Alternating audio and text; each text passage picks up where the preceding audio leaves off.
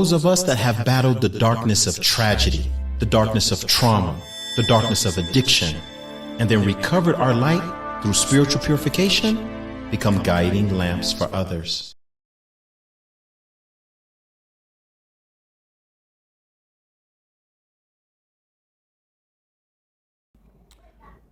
بسم الله الرحمن الرحيم الحمد لله رب العالمين وأفضل الصلاة والتسليم على سيد الأنبياء والمرسلين محمد صلى الله عليه وسلم المصطفى الأمين وعلى آله وصحبه أجمعين اللهم انفعنا بما علمتنا وعلمنا ما ينفعنا وزدنا علما والحمد لله على كل حال.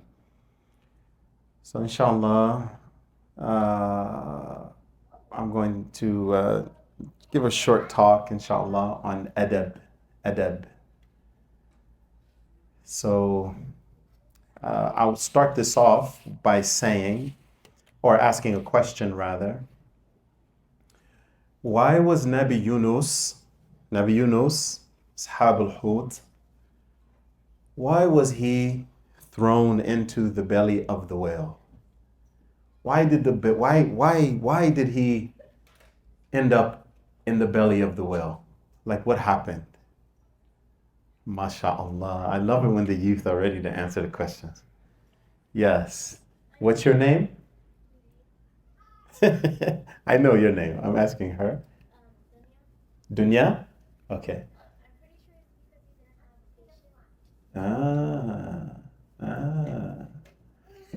Okay, we'll come back to that, okay, Dunya? All right, Junaid. They were like on a ship and then like it was like really stormy. So they had to like pick somebody off of the head. They were like, I think they were like playing straws and they said, oh, they got him out, but it's important. So they tried the second time and they just kept on getting out, so they threw him off the ship. MashaAllah. Man, Abdullah, we got to bring him up here, man. Let him teach the next class, man. We got to let him teach the next class. Alhamdulillah. Jazakallah khairan. Anyone else? Why was Nabi Yunus thrown into the belly of the whale? Why did Allah subhanahu wa ta'ala command the whale to swallow him? Why? I guess my question is this. Was he disobedient? Did he disobey Allah? This is a question of Aqidah. If you know your Aqidah, right? We know that the Anbiya do not disobey Allah. We know that the prophets of Allah, they do not disobey Allah. This is one of the biggest difference between us and the people of the book, the Jews and the Christians. All right? We understand that even though outwardly it may look like one of the prophets disobeyed Allah, they actually didn't. Okay? So it has to be something else. What else was it?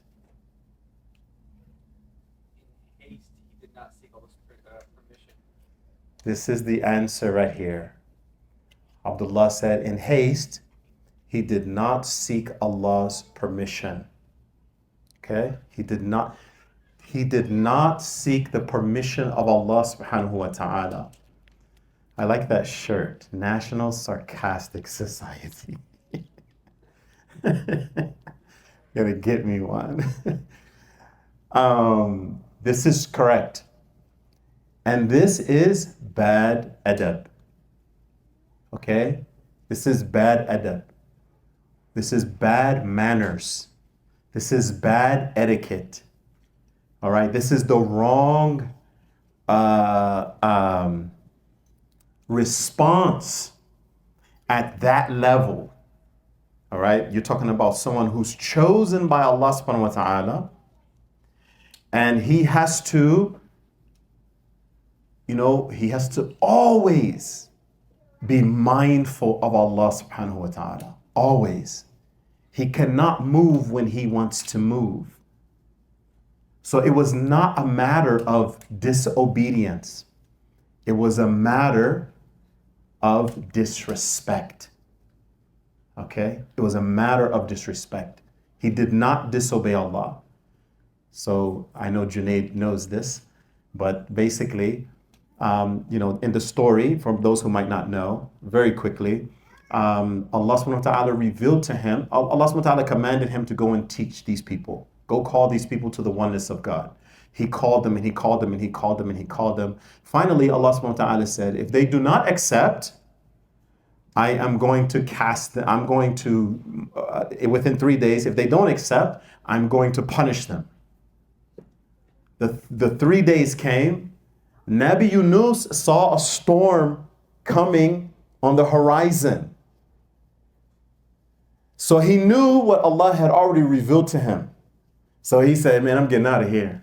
I don't want to be nowhere where Allah subhanahu wa ta'ala's punishment is coming down. And that's when he got on the boat. But he did not ask for permission. He didn't ask Allah subhanahu wa ta'ala for permission to leave. That's bad adab. It's bad manners. Okay?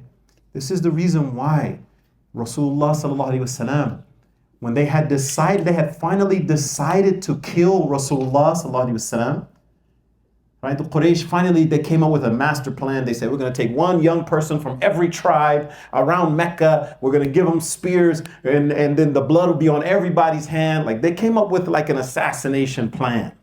We got a clever way of getting rid of this problem. Right? He could not leave. Remember, Abu Bakr as-Siddiq kept coming to him. Like, Ya Rasulullah, man, like we got to go.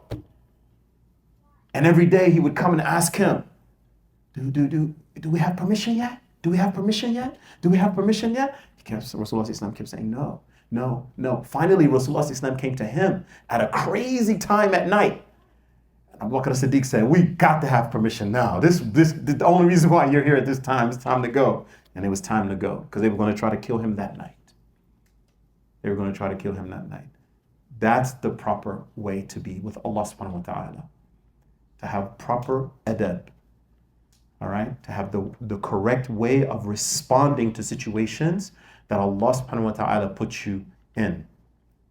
Now, before I go into the lecture, I'm going to mention something else that sometimes we don't consider, okay? One of my teachers, he told us, he was telling us a couple of stories, but one of the things that he mentioned was that one of the most hated things to Allah subhanahu wa ta'ala is ingratitude. This is one of the most hated things to Allah subhanahu wa ta'ala. Over and over and over again in the Quran, Allah subhanahu wa ta'ala asks questions like, فَبِأَيِّ آلَاءِ رَبِّكُمَا تُكَذِّبَانِ? Which of the favors of your Lord will you deny? And he asked you over and over and over again to let you know, it's like a rhetorical question, right? Rhetorical means the answer is known. The questioner is asking a question, not because they want you to respond, but they want you to be like, yeah, you're right. Because the answer is clear. The answer is already known.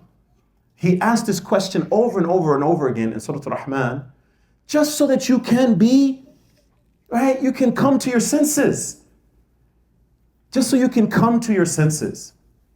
And so each and every one of us, we have gifts that Allah subhanahu wa ta'ala has given us.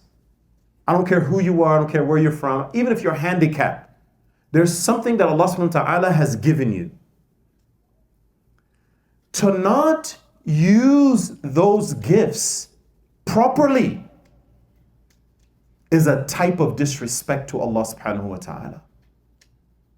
And the example that our teacher gave us was, he was telling us a story about a salih, a righteous man in the old days. He had a manufacturing shop. So somebody came, a commoner, came and asked him for, can you make this particular thing for me? Can you make this particular thing? And so the professional said, yes, I can do it. So he started doing it, but he was just doing it adi, like nothing special, even though he was the specialist. He was the top man. So when he gave the thing to the man, every night before he went to bed, he would be thinking about it like, nah, I should have done a better job than that. I should have done a better job. But he didn't. So he goes back to the man. The man was totally satisfied with the customer, totally satisfied. totally satisfied with it. But he goes back to the man and he says, let me have that back. I'm going to give you a different one. The man said, why? This is perfect. I love it. But he said, I didn't give it its proper right. I didn't give it its proper right. So he took it back from the man. He gave the man something better than it. And then our teacher told us he was fulfilling the adab of Allah subhanahu wa ta'ala on that skill that Allah subhanahu wa ta'ala gave him. So sometimes you may do something, right? Someone asks you to do something and you do it and you know you can do better. Consider that this may be a type of, not fulfilling, not exercising the favor correctly that Allah subhanahu wa ta'ala gave you. Okay? So adab, that's what we're talking about tonight. And I gave a talk about this a little while ago, a few months ago, but the crowd was a lot smaller, so we're doing it again, and we didn't have the camera, so inshallah we're doing it again if you already heard this. So adab, it means etiquette, comportment, right? The proper comportment, the proper way of acting, the proper way of responding. It means that you have the right attitude. You have the right attitude in the relationship between you and someone else. And right now we're talking about you and Allah subhanahu wa ta'ala. So don't think that obedience to Allah subhanahu wa ta'ala is the same as adab. It's not the same. That man that I just told you about, he wasn't in disobedience to Allah. He was known as a salih, a righteous person. So that means he prayed. It means he fasted. It means he was kind to his neighbors. He was known as a salih. If the people around you know that you are a salih, it's because they see the outward signs of righteousness. So this was his, it wasn't about being disobedient to Allah subhanahu wa ta'ala. It was, he didn't feel like he had the right attitude towards, the gift that Allah gave him. Okay, so I don't want you to, don't conflate the two. Obedience to Allah subhanahu wa ta'ala and adab to Allah subhanahu wa ta'ala, they're two different things. And the closer that you are to Allah subhanahu wa ta'ala, the higher your adab has to be. The more adab that you have to have. And this is one of the things that Allah subhanahu wa ta'ala always does to those that are near to Him. Like Rasulullah sallallahu alaihi wasallam said, he said that the ones who get the most severe trial are the anbiya.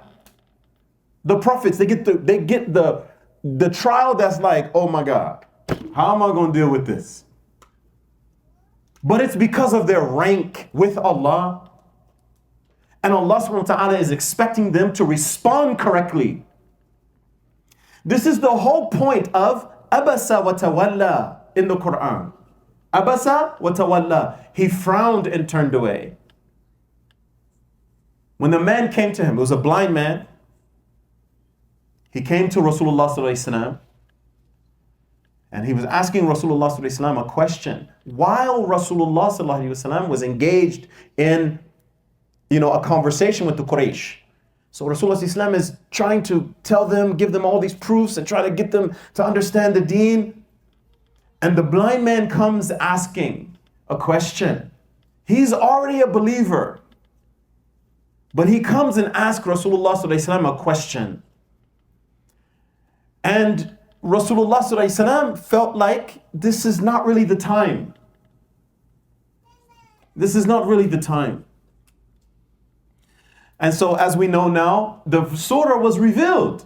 Abasa wa tawalla. He frowned and turned away. Why?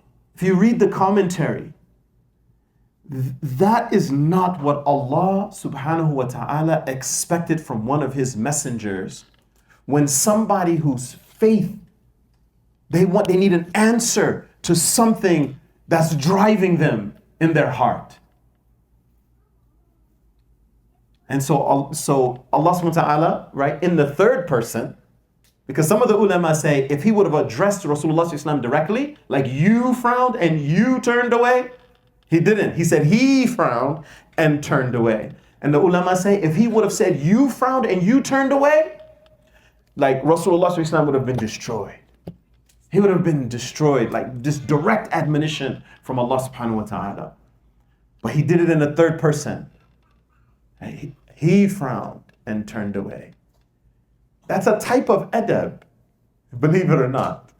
It's a type of adab. And so, this is like I said, it's having etiquette, it's having the proper response, it's having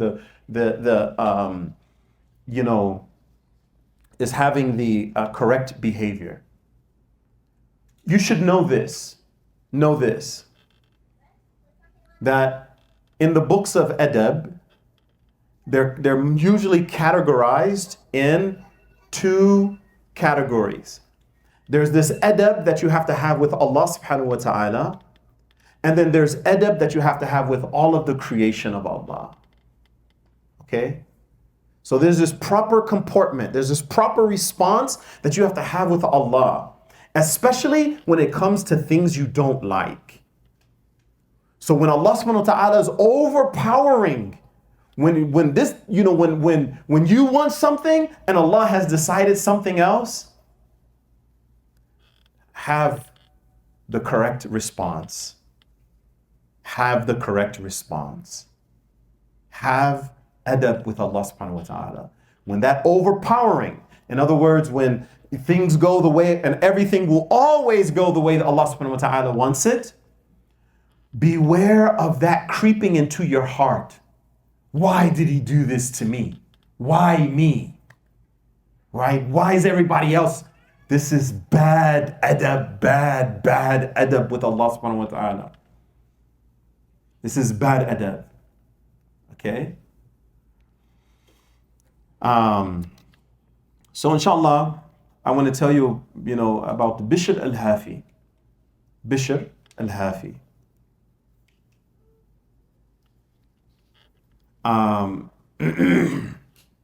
So Bishr al-Hafi was like us, most of us. He was born and raised Muslim, right? But Bishr al-Hafi was an alcoholic.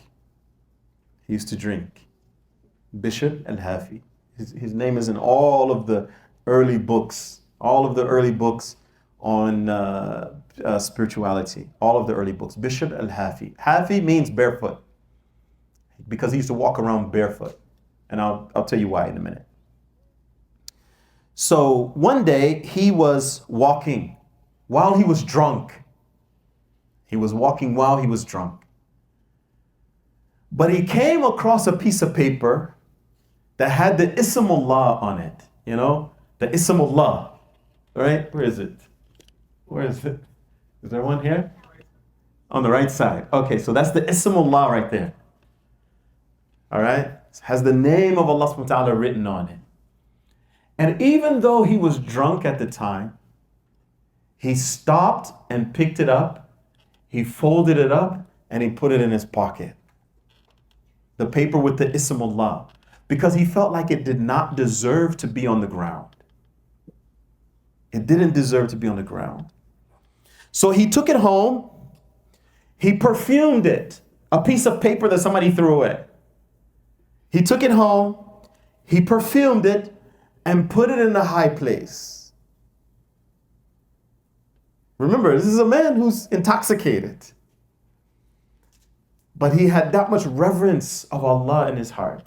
He was just challenged with something. And all of us are challenged with something. We're all challenged with something. And so he did that. At that night, he had a dream that he was being addressed by Allah subhanahu wa ta'ala. And he's not the only one. Imam Shafi'i said that he had a dream that he was being addressed by Allah subhanahu wa ta'ala. Imam Ahmad and Ibn Hanbal, he said he had a dream, but he was being addressed by Allah subhanahu wa ta'ala. Right? So this was something very common, amongst the early Muslims. So he said, he said he was being addressed, and it doesn't describe how, but he said, because the address was, because you have honored our name, we shall honor your name in this life and in the next. Whoever hears it, يعني, your name, speaking to him, will be pleased with it. Just think about this for a second, right? We are 1100 years past the time of Bishr al-Hafi. We're hearing his name, and we're like, mashallah, what did he do? All right? So because of that dream, he repented. He repented to Allah subhanahu wa ta'ala. He gave up drinking. And he has a long career. He has a long career of seeking knowledge, teaching knowledge. He had many, many students, so he goes from being an alcoholic to a wali of Allah subhanahu wa ta'ala. Right? Someone who's near, someone who's close to Allah subhanahu wa ta'ala. And so he gives us some admonitions. He gives us some advice on having adab with Allah. Now, he's at a very high rank as he's mentioning these things. So, understand that like he's mentioning these things, we should pay attention to it, but we may not be there yet. We may not even really understand like where is he coming from. But he's coming from a place of having enormous amount of love and respect and reverence for Allah subhanahu wa ta'ala. Okay? This is what he says in one of his admonitions. He says, number one, don't expect anything from anyone. Don't expect anything from anyone. Right? The key here is expect. You may live in a house with your family, you may live, you may have husband, wife, children, right? But in reality, who should you, even though you're with them daily basis, who should you be expecting wellness from? Who should you be expecting your provision from? Allah subhanahu wa ta'ala. Even though you're surrounded by his creation. Even though your house is filled, and you have to tell people what to do. Yeah, go bring the food, you go shopping, you go do this, you go do this, right? Even though you should expect whatever it is that you expect from Allah. So when you put your children in Muslim school, you put your children in Quran school, you trust the teacher, you want your child to learn the Quran, but who is the only one that can fulfill it? Allah. Allah. This is what he's saying. And then this is what he goes on to say. Whoever claims to know Allah and depends on other than him reveals his ignorance. He says, yeah, I know Allah, or I know about Allah. Yeah, I know Allah. But you depend on other than him, you just told on yourself. You really don't know Allah. Allah he doesn't need his creation to make things happen. He doesn't. It's his sunnah, right? Things come through the creation, but who ultimately is making it happen? This is what he's saying. And then he goes on to say, if you attach your heart to the real, meaning al-haq, that which is absolutely true, he that is absolutely true, if you attach your heart to the real, you could never knock on someone else's door. You could never, please help me, please do this for me, please talk to your boss about me, help me to get a job. He said, if your heart is connected to Allah subhanahu wa ta'ala, you could never leave his door to go to the door of his creation. You couldn't do it. It's like a prisoner asking another prisoner for his freedom. That's how he describes it. It is like a prisoner asking another prisoner for his freedom. Hey man, you got the keys to the gate? He don't got them. Otherwise, he wouldn't be there. He got them, right? So this is his first counsel. This is his first counsel. Don't expect anything from anyone. When you expect, expect from Allah subhanahu wa ta'ala. Expect from Allah subhanahu wa ta'ala. I'm trying to think of the name of this book. Ustedh Tabari by the Sheikh Ibn Ta'ala al-Iskandari. And I mean, it's an amazing book. And he's basically, the whole book is just like he's teaching you to plan, not to plan. Right? So in other words, it's written at a very high level, but he's basically saying to you, when it comes to the qadr of Allah subhanahu wa ta'ala, this is how you have to go about living in this world without expecting too much of it. Even though you have to be here, your body has its needs and all this stuff, you still have to plan in such a way that you're not planning, you're actually relying on Allah subhanahu wa ta'ala. You know, it's deep. It's really, really deep. It's a deep book. Okay, second admonition from Bishr al-Hafi.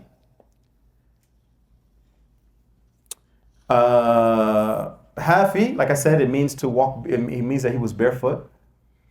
And the reason why he used to walk barefoot was because he considered it disrespectful to walk on the earth that Allah subhanahu wa ta'ala described as a carpet. Right? In the Quran, Allah subhanahu wa ta'ala calls it like, it's like a carpet for us. So in his mind, it's like, how can I walk on Allah subhanahu wa ta'ala's carpet with my shoes on? This is a high level, like I said. It's a very, very high level. But you should know that Imam Malik had the same type of adab with Allah and with Rasulullah sallallahu alaihi wasallam. All right? Imam Malik would not ride a horse in Medina because he didn't want to ride on the back of an animal treading its feet on the same soil that Rasulullah sallallahu alaihi wasallam was buried in. This is Imam Malik. And Imam Malik would not narrate the hadith of Rasulullah sallallahu alaihi wasallam while he was, just like chit-chatting or walking or something. He wouldn't. He had that much respect for Rasulullah sallallahu alaihi wasallam that when he would tell you his words, he would first take a ghusl, put on perfume, put on some, itr. He would sit in a place with a stately form, and then he would narrate what Rasulullah sallallahu alaihi wasallam, what he said. That was the respect that he had for Rasulullah sallallahu alaihi wasallam. Inshallah, maybe my next talk, if Abdullah, you guys see he hasn't invited me for like 2 months. I don't know why, but maybe the next time, inshallah, he invites me. Inshallah, we'll talk about the adab that's due to Rasulullah sallallahu alaihi wasallam. And I'll be pulling from this book. It's called Ash-Shifa by Qadi Iyad. It's called Ash-Shifa بتعريف الحقوق المصطفى. This book was written almost 1,000 years ago. This book is almost 400 pages long. It's divided into 4 sections. And the only thing he's telling you about is what is owed to Rasulullah sallallahu alaihi wasallam and why. It's a deep book. But when I was in Morocco during Ramadan, this is the book that every household would be reading from during Ramadan. I was like, whoa, wow. It's like a commentary. It's like a huge commentary to the Shama'il al-Tirmidhi. The Shama'il of Imam al-Tirmidhi. It's a beautiful, beautiful book. Okay. The second advice that Bishr al-Hafi that he gives us, Bishr al-Hafi, he says, don't talk ill of anyone. He considered this to be, and really we know this is actually forbidden. It's actually forbidden. But he's going to give you some underpinnings. He's going to give you some underpinnings, right? Like, so you can correct your attitude. So it's one thing to not do it. It's a whole nother thing to have the correct attitude why you're not doing it. Why? So he says, whoever speaks ill of someone else is really criticizing Allah subhanahu wa ta'ala. Because He is their creator and all that they do. Right? There's a verse in the Quran where Allah subhanahu wa ta'ala, He says, Wallahu khalaqakum wa ma ta'amalun. Allah is the one who He created you and what you do. And so he has extrapolated from that verse. He's saying Allah is actually, we have free will, but without the power of Allah, I would not be able to move my hands, blink my eyes, my heart would stop beating. All of that is by the power and the permission of Allah. I am responsible for the intention behind it. On the Day of Judgment, I am responsible for, the intention behind moving my legs and my feet, etc., etc. But in reality, the one who is allowing it, the power behind it, it's with Allah. So he's explaining something at a very high level. But the point is, just be aware, just be aware. It was one of the things as therapists that we say, like when you're tested with a fitan, something hard comes your way. You don't say, why did this thing happen to me? Why did you do this to me? Why did this thing happen to me? You say, what am I supposed to learn from this? What am I supposed to learn? What am I supposed to take from this? That's a much more correct way of, even when somebody hurts you, somebody harms you, it may be just a matter of learning good character, learning patience, learning, hilm, forbearance. And so what he's saying is that pay attention to what the outcome could be if you learn the lesson. That's what he's saying. Okay?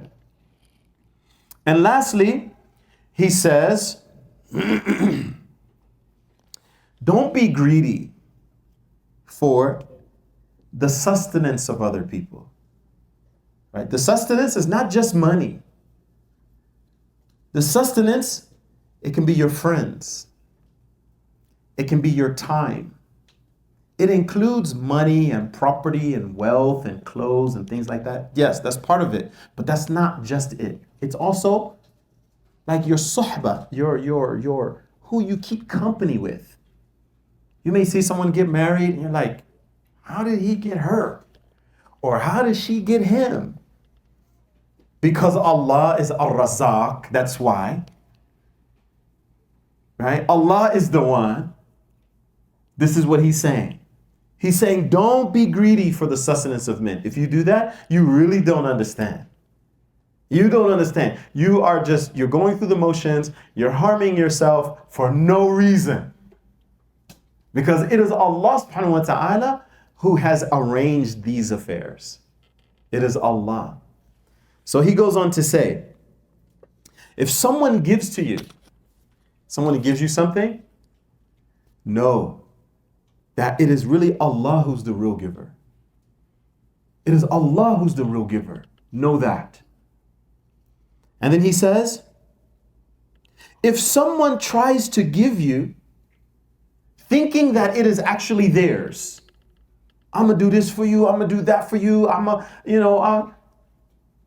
he said, don't accept. This is like having ADAB with Allah subhanahu wa ta'ala. This is having the proper comportment with Allah. He said, don't accept.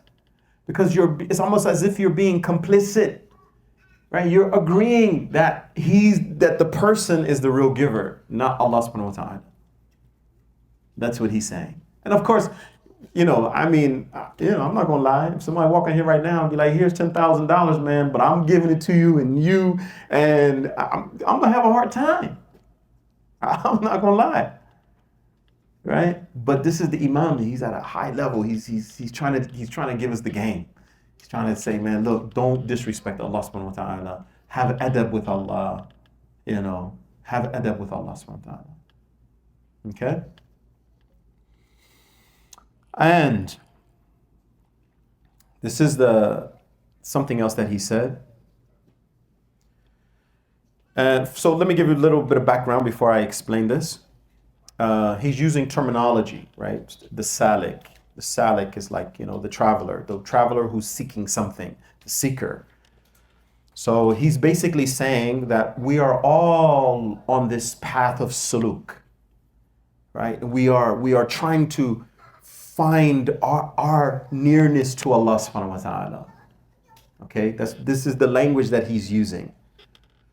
And so he's basically saying, like, once you have decided that you're going to draw near to Allah subhanahu wa ta'ala, you're going to do everything that you can, you're a salik, you're a traveler on this divine path to Allah subhanahu wa ta'ala. That's basically what he's saying. All right? So he says, it is from the ignorance of the salik when his penalty is postponed to say, if it had been bad adab, my divine aid would have been cut off and I would have been distanced from Allah subhanahu wa ta'ala. This is what he's saying. Saying sometimes you can be, right? So, like as you start doing things, as you start purifying your heart, you start making all of your prayers, you're waking up for tahajjud, some things are gonna happen to you that let you know that you're on the right path. The smallest thing that's going to happen is that your worship is going to become sweet. It's going to become sweet. And you're not going to leave it because it becomes sweet. All right? So if you experience that sweetness, even though you're having bad adab with Allah, you may say to yourself, why do I still have this gift? Why do I still have this gift if I was being disrespectful to Allah? He's addressing bad adab. This is what he's doing. So then he goes on to say, it may be that you are cut off from divine aid and you don't notice. You're not aware. You're not aware. Your help has been cut off. And you're not aware. And then he goes on to say, even if you are just prevented increase, you may get that sweetness of ibadah, and that's it. You don't get nothing else. That's it. And there are many, many spiritual gifts that Allah subhanahu wa ta'ala will give to you. He's not stingy. He will give you and give you and give you. I'm not talking about dunyawi things. I'm not talking about money and spouses and cars. I'm not talking about that. He gives that to believers and disbelievers. Kufar and awliya. I'm talking about spiritual gifts that Allah gives. And what the Imam is saying is that when you have bad adab with Allah, you get cut off and you're not even aware of it. You think you're still doing something and you're cut off. You don't even know. And then he goes on to say, and you might be made distant from him, meaning Allah. You might be made distant from him without you realizing it. Even if it's that he leaves you with whatever you want. He leaves you with whatever you want. And you may think, oh, this is a gift. I'm getting everything that I want. No. This is actually a type of removal of mercy. Because anybody that gets everything that they want, they'll be destroyed. They'll be destroyed. Right? Because the nafs are involved. The nafs. You know what I mean? It's from the wisdom of Allah subhanahu wa ta'ala that, things don't go our way. Even Rasulullah sallallahu alaihi wasallam used to ask Allah to guide him. Right? Ya muqallib al-qulub, thabit qalbi ala dinik. Oh, the one who, right? Muqallib al-qulub, your hearts do like this. One day you're on, one day you're off, one day you're up, one day you're down. Our hearts are like leaves in the wind. And Rasulullah Islam knows this.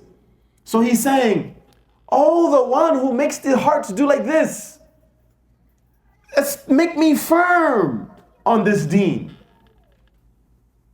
And in another dua he said, Aslih li sha'ni kulluh wa la takhilni ila nafsi tarfata ayn. Oh Allah, rectify all my affairs for me. Set everything up for me. And don't leave me to myself for even the blink of an eye. Don't leave me to myself for even the blink of an eye. This is Rasulullah sallallahu alaihi wasallam asking Allah for this. What about us? So this is what the Imam is saying. The Imam is taking all of this information and he's making it succinct for you. He's summarizing it for you. He's summarizing it. And he's saying, you don't beware about having constant disrespect of Allah subhanahu wa ta'ala because you don't know. Number one, He may distance you and you're not aware of it. Number two, your divine aid may be cut off and you're not aware of it because of bad adab. Don't forget what Allah subhanahu wa ta'ala says in the Quran about Nabi Yunus. This is a Nabi. He chose him to be his representative on earth. But what did Allah subhanahu wa ta'ala say about him? He tells us the dua that he made. The dua was, who knows it? The dua of Nabi Yunus? Yes. La ilaha illa ant subhanaka inni kuntu min al-zalimin. La ilaha illa ant. There's nothing worthy of worship except you. Subhanaka, glory be to you. Inni kuntum, I was wrong. Inni kuntum min al-zalimin. I was one of the wrongdoers. All right? And Allah tells us in the very next verse, if he had not made that dua, he would have left him in the belly of the whale until Yawm al-Qiyamah. If he had not made that dua. So the Imam is looking at all of this information and saying, watch out. Watch out. Yeah, watch out. Okay, and that was because of bad adab. It wasn't because of disobedience. It wasn't because of disobedience, because of bad adab. Okay? All right, we got about 10 minutes. Right? I'm going to try to go through this kind of quickly.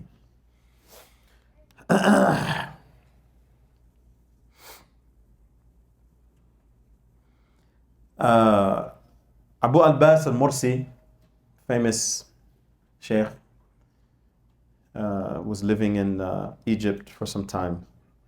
But he basically says that the times of the servant are four. It doesn't matter who you are, doesn't matter where you're from, doesn't matter what your language you speak. You're going to experience four things in your life always. Respond correctly. He said, number one, there's going to be times of obedience. Number two, there's going to be times of disobedience. Number three, there's going to be times of generosity of Allah to you. And number four, there's going to be times of trials and tribulations. Your life is going to include these things. How should you respond? Number one, he says,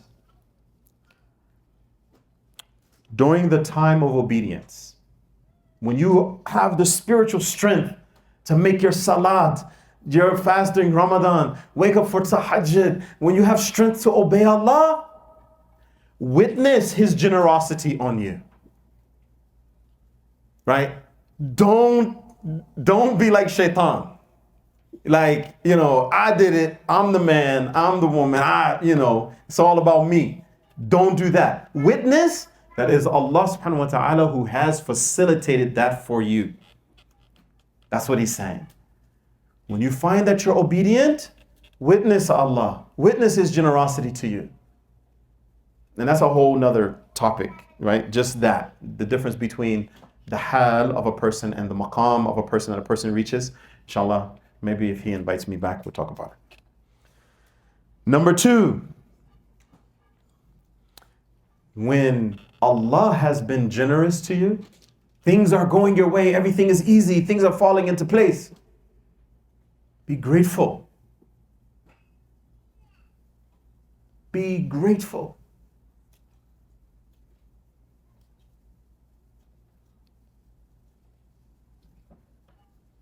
All Allah subhanahu wa ta'ala wants from us is that we be grateful servants. That we be grateful servants. Nabi Musa alayhi salam asked Allah subhanahu wa ta'ala, what should he ask Allah for in his dua? What should he ask Allah for?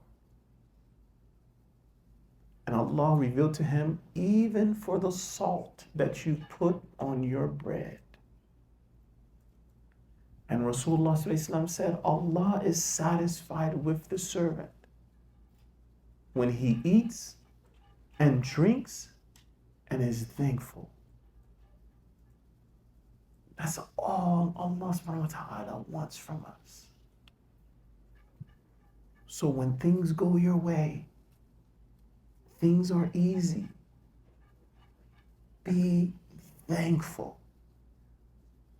Be thankful.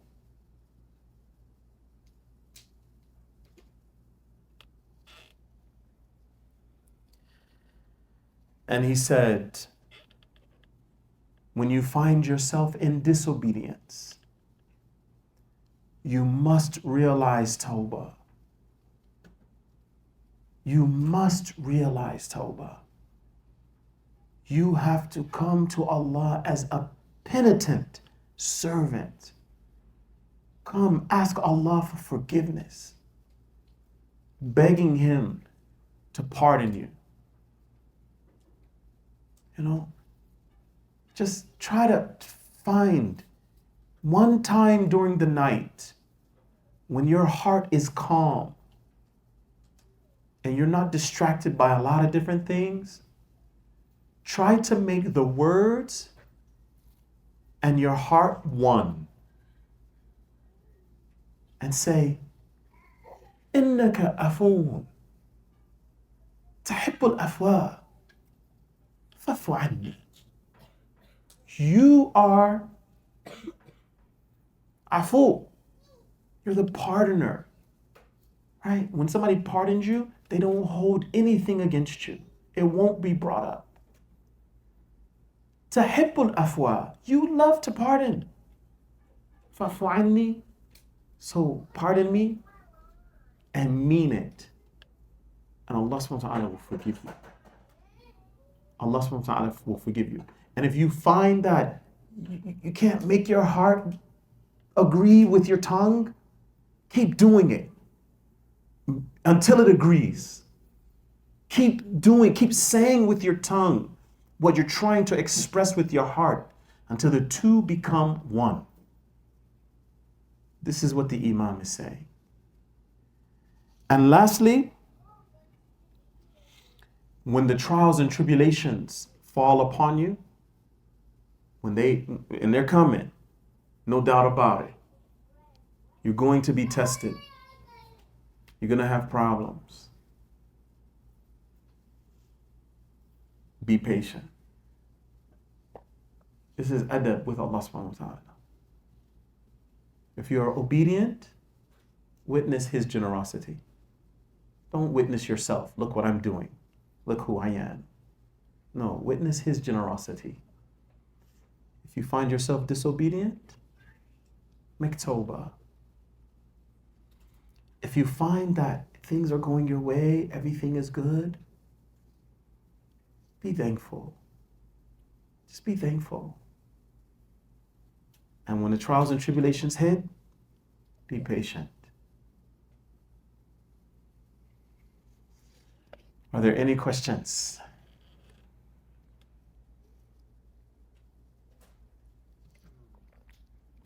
You mentioned a few methods of how to increase adab. I wonder if you could mention a few ways maybe people reach adab, like from the day to day, and maybe corrections. Nice. So he asked, like sometimes, how do we breach adab like throughout the day and we may not know it? Most of the books that I've read about this, they go into qadar, right? Like when the disasters come, or it doesn't have to be a disaster. It can just be that something doesn't go your way, and then you can only see that which is in front of you. You don't say, you know, right? It doesn't occur to you that maybe Allah subhanahu wa ta'ala saved you from something. Maybe Allah subhanahu wa ta'ala wanted something else, right? Maybe there's a lesson here. So it's really around the bad things that happen to us, or what we think is bad, you know? Nabi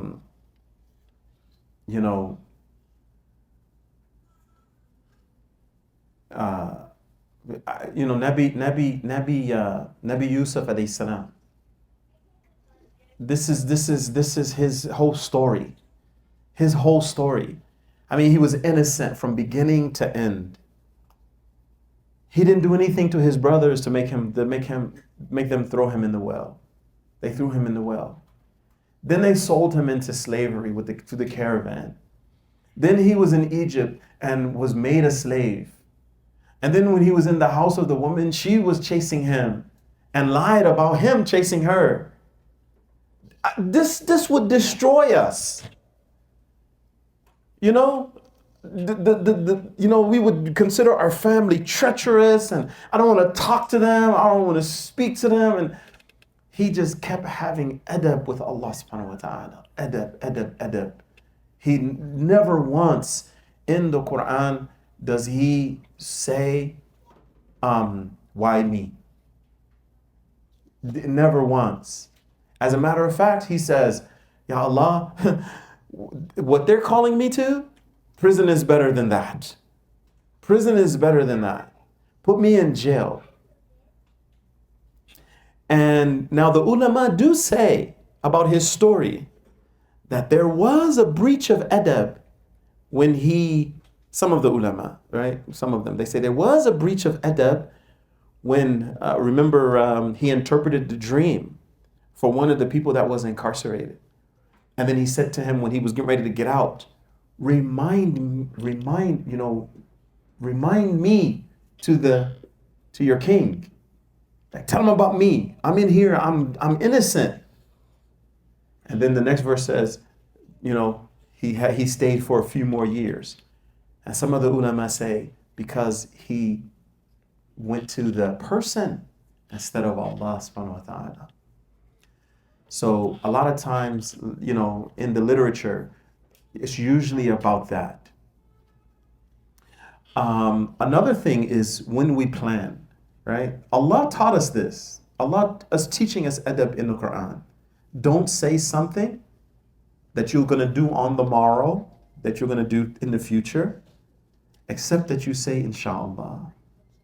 This is adab. This is just, having, and alhamdulillah, the Muslims learned this lesson. Right? Most of us say, inshallah. Inshallah. We inshallah. Right? We've learned that lesson. But that's also bad adab, to make a plan and you don't include Allah. And the greater the plan, the more istikhara you need to make. And not making istikhara, that's bad adab. That's bad adab. Especially for something big, like marriage, divorce, children, right? Guidance, those big life-changing things. Because you don't know where the khair is. You don't know. You know what I mean? It may be that you think something is good and it's the worst thing. Or you may think that something is the worst thing and it's actually the best thing. Wallahu a'lamu wa antum la ta'lamun. Allah, He knows best. We don't know. Right? We don't know. I hope that answers your question.